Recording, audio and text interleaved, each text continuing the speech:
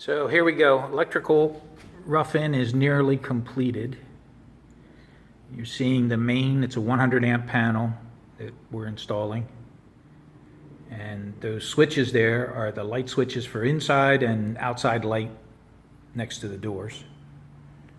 And down there, that rectangle, that black rectangle drawn on the plywood, that's for a receptacle that I have to cut through. So that one's not done yet. And around the whole area of the shop, I've got receptacles everywhere. They're all about 4 feet off the floor to make it easy to plug tools in and out. All the receptacles have a GFCI receptacle first, and then the downstream are all tied to it. So if there's a fault anywhere in a tool, some kind of a short, it shuts the power off. This is a wall sleeve for the heat pump that I bought. So there's a 1 ton heat pump, so shop will be heated and cooled year round. And that's 220 volt outlet that powers the heat pump.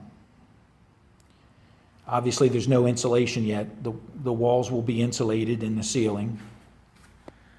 So you can see here, the outlets, got lots and lots of outlets.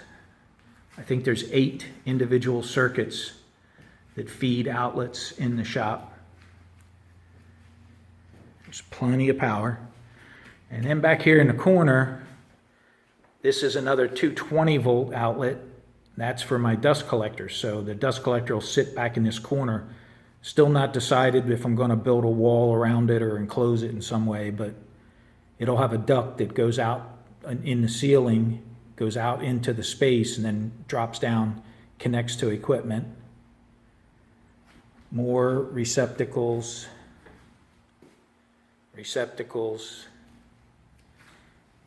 And then I'm going to have 6 LED light fixtures. So up in the ceiling, there's boxes there. That's a GFCI breaker or receptacle. And then there's downstream receptacles, this one. And you can see that cable hanging down. I got one more to install over by the outside wall just for some task lighting. That's pretty much it. I hope I can get the electrical subcontractor in and he'll mount the breakers, which are those black things sitting over there on top of the